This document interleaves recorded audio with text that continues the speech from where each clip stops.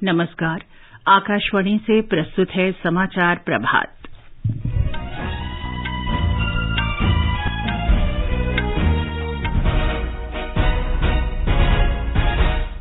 राष्ट्रीय जनतांत्रिक गठबंधन उम्मीदवार जगदीप धनखड़ देश के 14वें उपराष्ट्रपति निर्वाचित बृहस्पतिवार को शपथ लेंगे।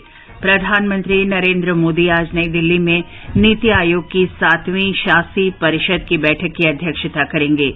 प्रधानमंत्री ने आजादी के अमृत महोत्सव की सफलता का श्रेय देश के प्रत्येक नागरिक को दिया। भारतीय अंतरिक्ष अनुसंधान संगठन आज सबसे छोटे रॉकेट से अंतरिक्ष में तिरंगा फहराएगा।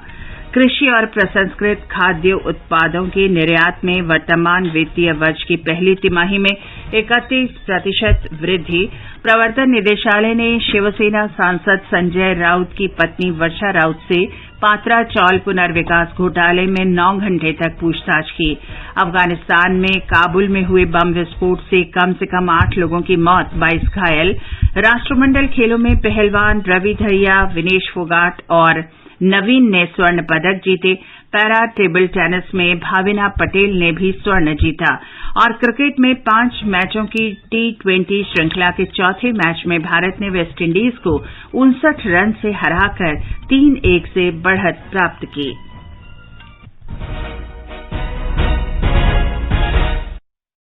समाचार प्रभात में मुनीश शर्मा के साथ मैं चंद्रिका जोशी। राष्ट्रीय जनतांत्रिक गठबंधन एनडीए के प्रत्याशी जगदीप धनखड़ देश के 14वें उपराष्ट्रपति चुने गए हैं। श्री धनखड़ को 528 वोट मिले, जबकि उनकी प्रतिद्वंद्वी विपक्षी उम्मीदवार मार्गरेट अल्वा ने 182 वोट प्राप्त किए।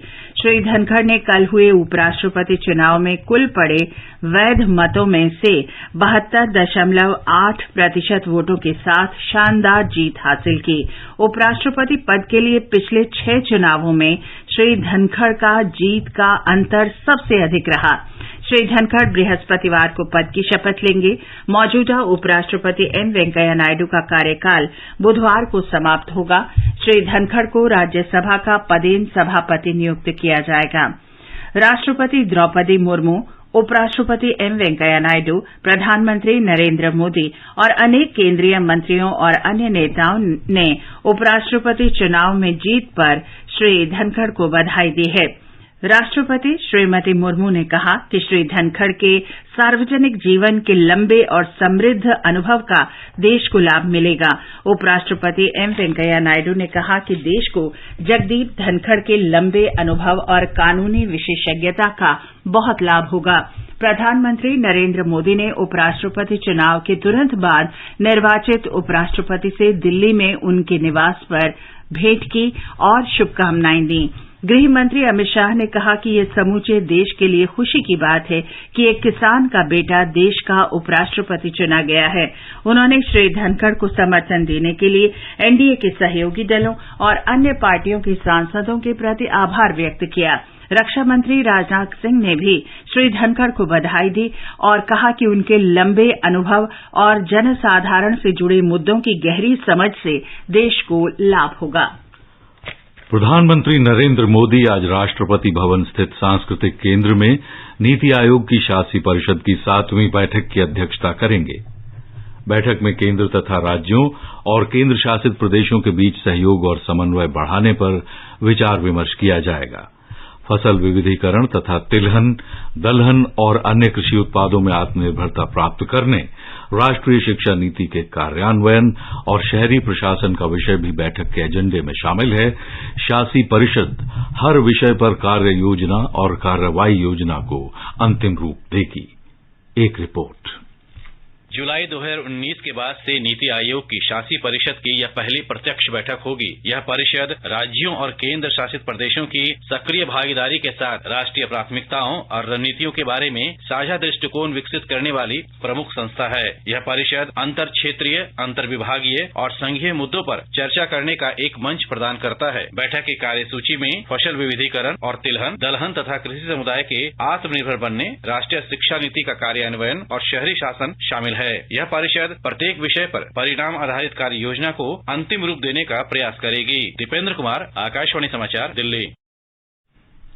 प्रधानमंत्री नरेंद्र मोदी ने आजादी का अमृत महोत्सव की सफलता का श्रेय देश के प्रत्येक नागरिक को देते हुए कहा है कि राष्ट्रीय, राज्य और जिला स्तर पर समितियों ने दिन रात काम करके आजादी का अमृत महोत्सव को जन जन तक पहुंचाया है। एक रिपोर्ट।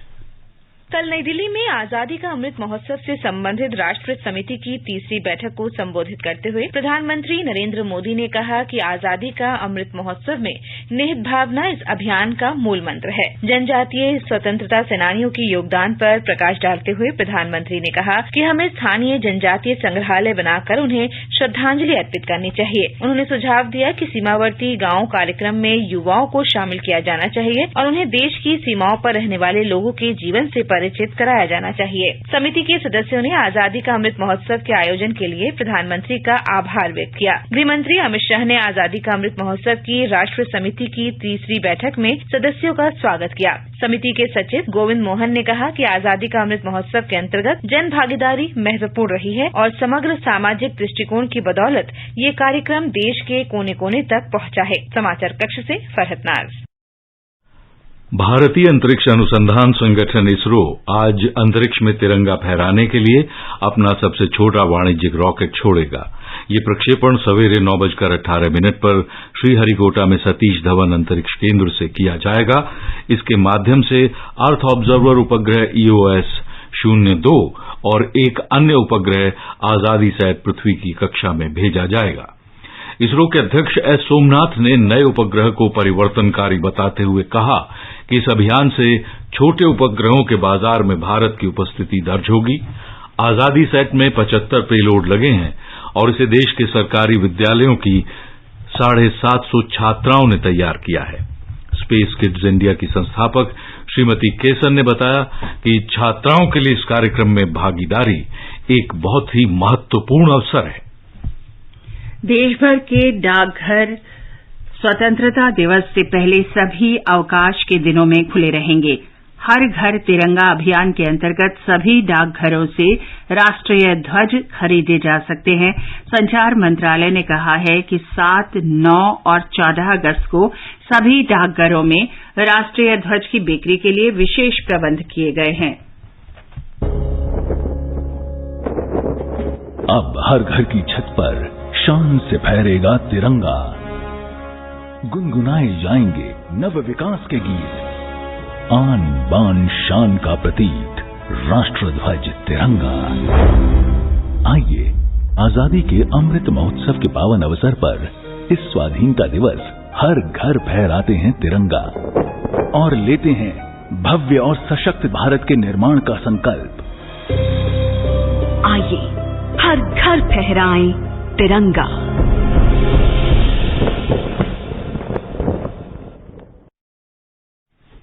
देश 15 अगस्त को अपनी स्वतंत्रता के 75 वर्ष पूरे कर रहा है। इस वर्ष स्वतंत्रता दिवस आजादी का अमृत महोत्सव समारोहों के बीच मनाया जाएगा। स्वतंत्रता दिवस समारोह के सिलसिले में आकाशवाणी समाचार इंडिया at 75 शीर्षक से विशेष श्रृंखला प्रसारित कर रहा है। आत्मनिर्भर भारत अभियान प्रधानमंत्री नरेंद्र मोदी की नए भारत की परिकल्पना के अनुरूप चलाया जा रहा है। 12 मई 2020 को प्रधानमंत्री श्री मोदी ने आत्मनिर्भर भारत अभियान का शुभारंभ किया था। श्री मोदी ने आत्मनिर्भर भारत अभियान के 5 स्तंभों अर्थव्यवस्था, मूलभूत ढांचा, कानून व्यवस्था, जीवंत जनसांख्यिकी और मांग का उल्लेख किया था। एक कार्यक्रम को संबोधित करते हुए प्रधानमंत्री नरेंद्र मोदी ने देश को कृषि के क्षेत्र में आत्मनिर्भर बनाने पर बल दिया था। जब हम कृषि में आत्मनिर्भरता की बात करते हैं तो ये सिर्फ खाद्यान्न तक ही सीमित नहीं है, बल्कि ये गांव की पूरी अर्थव्यवस्था की आत्मनिर्भरता की बात है। जब किसान और खेती उद्योग की भांति आगे बढ़ेगी तो बड़े स्तर पर गांव में रोजगार और स्वरोजगार के अवसर तैयार होने वाले हैं। साल मार्च में भारत ने पहली बार $400 अरब के मूल्य के निर्यात का लक्ष्य प्राप्त किया। 31 मार्च की समय सीमा से 9 दिन पहले ही अब तक का सर्वाधिक मूल्य का निर्यात लक्ष्य प्राप्त कर लिया गया है। समाचार कक्ष से श्रीराम शर्मा। ये समाचार आकाशवाणी से प्रसारित किए जा रहे हैं। ई कॉमर्स इकाइयों को विनिर्माण, उद्यम और उत्पादन का देश, एमआरपी, विनिर्माण, एक्सपायरी की तारीख, बेस्ट बिफोर यूज या वस्तु कितने समय तक उपयोग करने लायक है और कंज्यूमर केयर का नंबर देने का ब्यौरा अनिवार्य है। उपभोक्ता मामले विभाग, भारत सरकार द्वारा जनहित में जारी। जागो ग्राहक जागो। खुजली झटपट दूर करे, वो है जालिम लोशन। वही नाम वही काम, कुछ भी नहीं बदला। चर्म रोगों का दुश्मन जालिम लोशन। समाचार प्रभात में एक बार फिर आपका स्वागत है। आगे बढ़ने से पहले एक नजर मुख्य समाचारों पर। राष्ट्रीय जनतांत्रिक गठबंधन उम्मीदवार जगदीप धनखड़ देश के 14वें उपराष्ट्रपति हुए निर्वाचित। बृहस्पतिवार को लेंगे शपथ। प्रधानमंत्री नरेंद्र मोदी आज नई दिल्ली में नीति आयोग की 7वीं शासी परिषद की बैठक की अध्यक्षता करेंगे। प्रधानमंत्री ने आजादी के अमृत महोत्सव की सफलता का श्रेय देश के हर नागरिक को दिया है। भारतीय अंतरिक्ष अनुसंधान संगठन आज सबसे छोटे रॉकेट से अंतरिक्ष में फहराएगा तिरंगा। कृषि और प्रसंस्कृत खाद्य उत्पादों के निर्यात में वर्तमान वित्त वर्ष की पहली तिमाही में 31% की वृद्धि। प्रवर्तन निदेशालय ने शिवसेना सांसद संजय राउत की पत्नी वर्षा राउत से पात्रा चौल पुनर्विकास घोटाले में 9 घंटे तक पूछताछ की। अफगानिस्तान में काबुल में हुए बम विस्फोट में कम से कम 8 लोगों की मौत और 22 घायल। राष्ट्रमंडल खेलों में पहलवान रवि दहिया, विनेश फोगाट और नवीन ने स्वर्ण पदक जीते। पैरा टेबल टेनिस में भावना पटेल ने भी सोना जीता है। और क्रिकेट में 5 मैचों की T20 श्रृंखला के चौथे मैच में भारत ने वेस्टइंडीज को 59 रन से हराकर बना ली है बढ़त 3-1 से। कृषि और प्रसंस्कृत खाद्य उत्पादों के निर्यात में वर्तमान वित्त वर्ष की पहली तिमाही के दौरान 31% बढ़ोतरी हुई है। वाणिज्य जानकारी और सांख्यिकी महानिदेशालय के आंकड़ों के अनुसार कृषि और संसाधित खाद्य उत्पादों का समग्र निर्यात इस वर्ष अप्रैल से जून की अवधि में बढ़कर 7 अरब 40 करोड़ 80 लाख अमेरिकी डॉलर मूल्य का हो गया। पिछले वर्ष की इसी अवधि में ये 5 अरब 66 करोड़ 30 लाख अमेरिकी डॉलर मूल्य का था। इस उपलब्धि में कृषि और प्रसंस्कृत खाद्य उत्पाद निर्यात विकास प्राधिकरण के विभिन्न उपायों का विशेष योगदान रहा है। प्रवर्तन निदेशालय ने कल मुंबई में शिवसेना सांसद संजय राउत की पत्नी वर्षा राउत से 9 घंटे तक पूछताछ की। मीडिया से बात करते हुए वर्षा राउत ने कहा कि उन्होंने सभी सवालों के जवाब दे दिए हैं और उन्हें अब दोबारा पूछताछ के लिए नहीं आना होगा। उन्होंने उद्धव ठाकरे के नेतृत्व वाली शिवसेना के साथ रहने की अपनी प्रतिबद्धता भी दोहराई। जांच एजेंसी ने पात्रा चौल पुनर्विकास घोटाले के सिलसिले में वर्षा राउत को बुलाया था। संजय राउत को पिछले रविवार को प्रवर्तन निदेशालय ने गोरेगांव में पात्रा चौल के पुनर्विकास में वित्तीय अनियमितताओं, उनकी पत्नी और सहयोगियों से जुड़े वित्तीय संपत्ति लेन देन के बारे में धन शोधन मामले में गिरफ्तार किया था। राष्ट्रव्यापी टीकाकरण अभियान के अंतर्गत देश में अब तक 206 करोड़ 18 लाख से अधिक कोविड टीके लगाए जा चुके हैं। कल 24 लाख से अधिक वैक्सीन डोज दी गई। केंद्रीय स्वास्थ्य मंत्रालय ने बताया कि 102 करोड़ टीके पहली डोज और 93 करोड़ 54 लाख लोगों को दोनों टीके लगाए जा चुके हैं। रेलवे संरक्षा बल आरपीएफ ने महीने भर से जारी अखिल भारतीय अभियान यात्री सुरक्षा के दौरान 365 संदिग्ध व्यक्तियों को गिरफ्तार किया और यात्रियों से चुराई गई 1 करोड़ रुपए से अधिक मूल्य की वस्तुएं बरामद की। आरपीएफ ने ये अभियान यात्रियों की सुरक्षा बढ़ाने के उद्देश्य से पिछले महीने शुरू किया था। आज 8वां राष्ट्रीय हथकरघा दिवस है। देश में स्वतंत्रता संग्राम के इतिहास में इस दिन का विशेष महत्व है। आज ही के दिन 1905 में स्वदेशी आंदोलन की शुरुआत हुई। 2015 में राष्ट्रीय हथकरघा दिवस मनाने की घोषणा करते हुए प्रधानमंत्री नरेंद्र मोदी ने कहा था कि देश में सभी परिवार खादी और हथकरघा से जुड़ा कम से कम एक उत्पाद अवश्य खरीदें। एक रिपोर्ट। पश्चिमी उत्तर प्रदेश में विशेषकर मेरठ में और पूर्वी उत्तर प्रदेश में वाराणसी, मऊ और आजमगढ़ जिलों में हथकरघा उद्योग से हजारों बुनकर जुड़े हुए हैं, जिन्हें भारत सरकार के वस्त्र मंत्रालय के बुनकर सेवा केंद्र द्वारा भारत सरकार की विभिन्न योजनाओं का लाभ मिल रहा है और वो आत्मनिर्भर बन रहे हैं। मेरठ में बुनकर सेवा केंद्र के उप निदेशक लालता प्रसाद ने आकाशवाणी समाचार को बताया कि बुनकर सेवा केंद्र में बुनकरों की मदद करने और आधुनिक ट्रेनिंग देने के साथ ही देश विदेश में आयोजित मेलों और कार्यक्रमों में बुनकरों द्वारा बने उत्पाद को बेचने में सहायता भी की जाती है। हमारे सेवा केंद्र में बुनकरों के लिए कार्यालय के अंदर ही हमारे लैब हैं बुनाई और रंगाई की, जिसमें 4 महीने का प्रशिक्षण दिया जाता है, जिसको करके हमारे कोई भी बुनकर प्रशिक्षण लेकर के अपना कारोबार कर सकते हैं। भारत सरकार वस्त्र मंत्रालय विकास आयोग हथकरघा की तरफ से जो योजनाएं हैं उनका यहाँ पर कार्यान्वयन किया जाता है। हथकरघा संवर्धन सहायता, इसके अंतर्गत बुनकर भाई बहनों के पास लूम नहीं और वो लूम चलाना जानता है, हथकरघा चलाना जानता है, तो भारत सरकार लूम खरीदने के लिए 90% कीमत देती है। आज राष्ट्रीय हथकरघा दिवस पर प्रदेश भर में विभिन्न कार्यक्रमों का आयोजन किया जा रहा है। मेरठ में संगीता श्रीवास्तव के साथ सुशील चंद्र तिवारी, आकाशवाणी समाचार, लखनऊ। श्रीलंका सरकार ने चीन से कहा है कि वो अपने खोजी पोत युआन वांग 5 की हम्बनटोटा बंदरगाह की यात्रा स्थगित कर दे। उसने कहा है कि इस बारे में और सलाह मशविरा करने की आवश्यकता है। चीन का spacecraft tracking ship Yuan Wang 5 पिछले महीने की 13 तारीख को चीन के जियांगिन से रवाना हुआ था, जिसके 11 से 17 अगस्त के बीच श्रीलंका बंदरगाह पहुंचने की उम्मीद थी। ये खोजी पोत अंतरिक्ष और उपग्रह खोज के लिए तैनात किया गया है।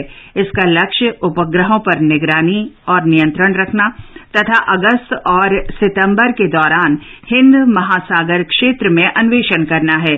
भारत ने कहा है कि वो किसी भी ऐसी गतिविधि पर ध्यान रख रहा है जिसका असर उसके सुरक्षा और आर्थिक हितों पर पड़ने की आशंका है।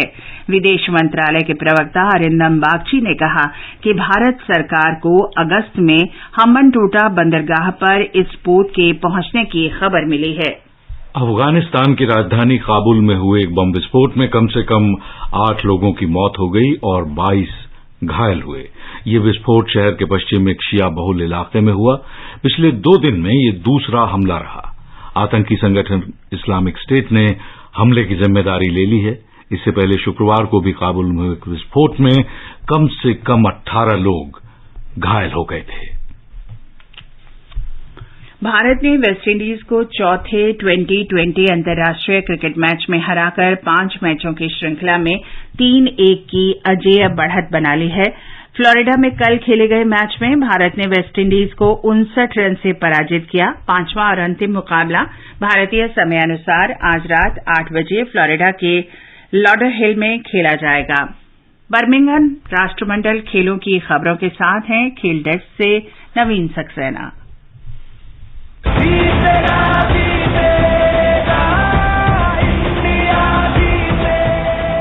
राष्ट्रमंडल खेलों के 9वें दिन बर्मिंघम में कल भारत ने पदकों की चमक बिखेरते हुए 4 स्वर्ण, 3 रजत और 7 कांस्य पदक सहित कुल 14 पदक जीते। कुश्ती में पहलवानों ने अपना दमखम दिखाया और रवि कुमार दहिया, विनेश फोगाट और नवीन ने अपने अपने वर्ग में सोने की चमक बिखेरी, तो वहीं पूजा सिहाग, पूजा गहलोत और दीपक मेहरा ने कांस्य पदक अपने नाम किया। पैरा टेबल टेनिस खिलाड़ी भाविना पटेल ने महिला सिंगल्स में स्वर्ण पदक और सुनलबेन मनुभाई पटेल ने कांस्य पदक जीता। एथलेटिक्स में अविनाश साबले ने 3000 मीटर स्टीपल चेस में राष्ट्रीय रिकॉर्ड बनाते हुए रजत पदक अपने नाम किया और वो स्वर्ण पदक जीतने से सिर्फ 0.5 सेकंड से चूके। वहीं प्रियंका गोस्वामी ने महिलाओं की 10,000 मीटर पैदल चाल में इतिहास रचते हुए रजत पदक जीता। लॉन बॉल्स में पुरुष टीम को रजत पदक हासिल हुआ। मुक्केबाजी में मोहम्मद हसमुद्दीन, रोहित टोकस और जैस्मिन को कांस्य पदक से संतोष करना पड़ा। आज अमित पंघल, सागर अहलावत, नीतू घंगास और निखत जरीन स्वर्ण पदक के लिए अपनी दावेदारी पेश करेंगे। पुरुष हॉकी टीम ने कल दक्षिण अफ्रीका को 3-2 से हराकर फाइनल में जगह बनाई। स्वर्ण पदक के लिए अब भारतीय टीम का मुकाबला ऑस्ट्रेलिया से होगा। महिला हॉकी में आज भारत कांस्य पदक के लिए न्यूजीलैंड के साथ खेलेगा। महिला T20 क्रिकेट में भारत इंग्लैंड को 4 रन से हराकर फाइनल में पहुंच गया है। आज स्वर्ण पदक के लिए भारत का मुकाबला ऑस्ट्रेलिया से होगा। बैडमिंटन में PV सिंधु, किदाम्बी श्रीकांत और लक्ष्य सेन भी सेमीफाइनल में पहुंच गए हैं। टेबल टेनिस में अचंता शरत कमल ने सिंगापुर के खिलाड़ी को हराकर पुरुष सिंगल्स के सेमीफाइनल में जगह बनाई। पदक तालिका में भारत 13 स्वर्ण, 11 रजत और 16 कांस्य पदक सहित कुल 40 पदकों पदकों के साथ 5वें स्थान पर है।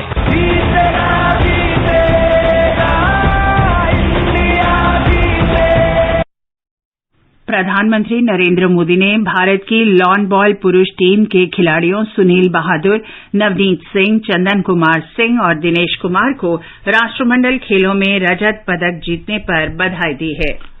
आजादी का अमृत महोत्सव के अंतर्गत आइए अब सुनते हैं आकाशवाणी की ये विशेष प्रस्तुति, आजादी का सफर। आजादी का अमृत महोत्सव।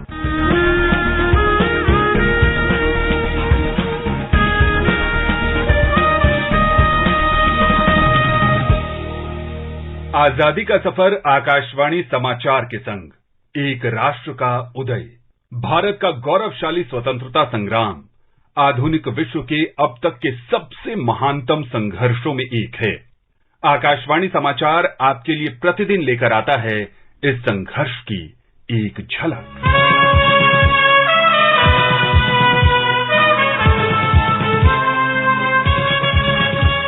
साम्राज्यवादी ब्रिटिश प्रशासन के खिलाफ पहला भारतीय ध्वज 7 अगस्त 1906 को कोलकाता में फहराया गया था। इस झंडे में लाल, पीले और हरे रंग की 3 पट्टियां थी, जिसके बीच में वंदे मातरम लिखा था। ध्वज पर लाल पट्टी में सूर्य और अर्धचंद्र था और हरी पट्टी में 8 आधे खिले कमल थे। माना जाता है कि इसे स्वतंत्रता सेनानियों सचिंद्र प्रसाद बोस और हेमचंद्र कानूनगो ने डिजाइन किया था। যদি তোর ডাক শুনি क्यों ना আসে তবে একলা চলো রে, একলা চলো, একলা চলো, একলা চলো, একলা চলো रे। हम आज महान साहित्यकार गुरुदेव रविंद्रनाथ ठाकुर को श्रद्धांजलि अर्पित कर रहे हैं। उनका निधन 7 अगस्त 1941 को हुआ था। যদি সবাই থাকে মুখ ফিরায়, সবাই করে ভয়, তবে পরাণ খুলে ও তুমি তোর মনের কথা একলা বলো রে। हर तरह से बहुमुखी प्रतिभाशाली व्यक्तित्व गुरुदेव रविंद्रनाथ कवि, ब्रह्म समाज, दार्शनिक, नाटककार, उपन्यासकार, चित्रकार और संगीतकार थे। बंगाल की कला को व्यापक ख्याति दिलाने में उनका अहम योगदान रहा। जनगण मन के अलावा उनकी रचना आमार शोनार बांग्ला को बांग्लादेश के राष्ट्रगान के रूप में अपनाया गया और श्रीलंका का राष्ट्रगान भी उनकी रचना से प्रेरित है।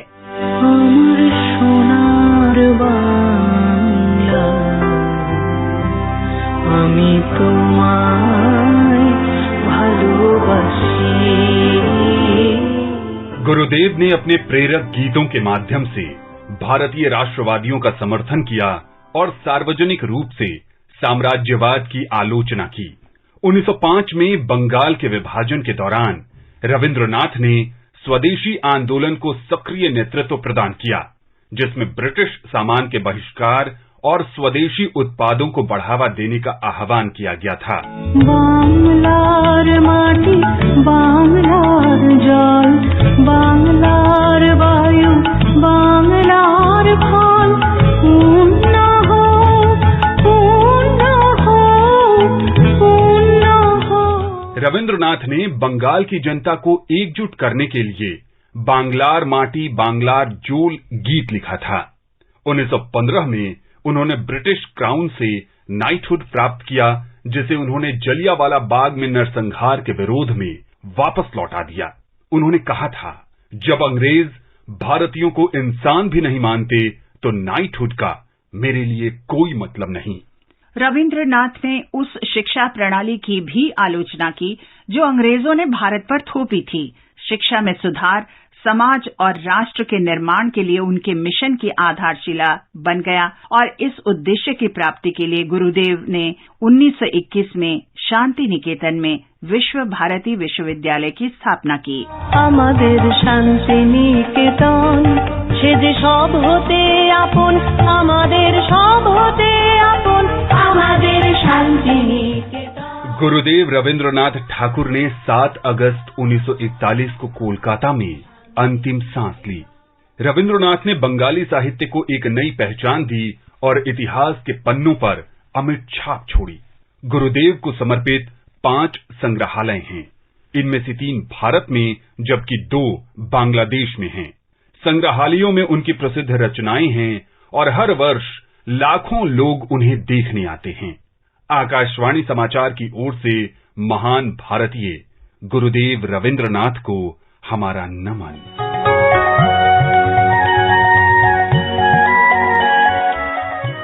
आज हम राष्ट्रवादी कलाकार अवनींद्रनाथ ठाकुर का भी स्मरण कर रहे हैं। उनका जन्म 7 अगस्त 1871 को पश्चिम बंगाल में हुआ था।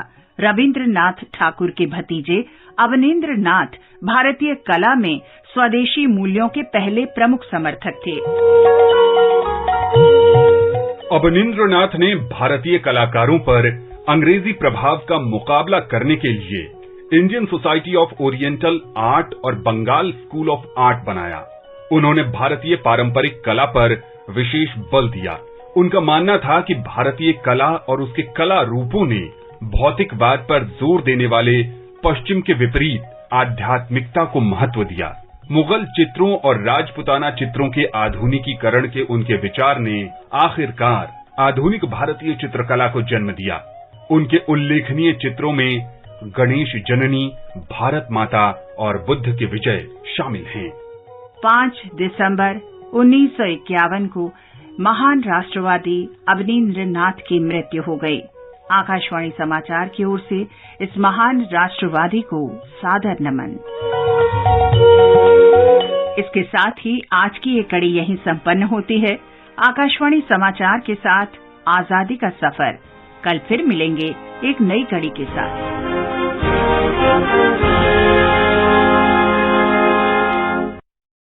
देश के स्वतंत्रता दिवस से पहले हर घर तिरंगा अभियान के अंतर्गत महाराष्ट्र के भंडारा जिले के लखानी तालुक में बोरगांव ग्राम पंचायत को जिले में पहला ध्वज ग्राम बनने का गौरव मिला है।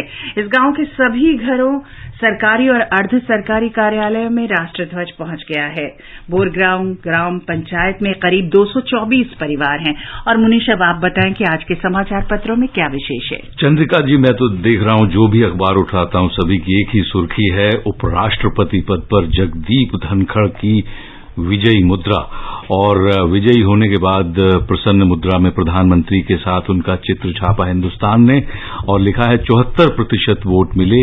राजस्थान पत्रिका कहता है उपराष्ट्रपति चुनाव में भी विपक्षी एकता हो गई ध्वस्त। हरिभूमि लिखता है 75 साल में पहली बार दोनों सदनों के प्रमुख राजस्थान से। जबकि हरिभूमि की खबर है रक्षा मंत्रालय ने सामरिक भागीदारी मॉडल से स्वदेशी आधार पर तैयार की जाने वाली डीजल इलेक्ट्रिक 6 पनडुब्बियों के निर्माण के महत्वपूर्ण संशोधन प्रस्ताव को अपनी मंजूरी दे दी है।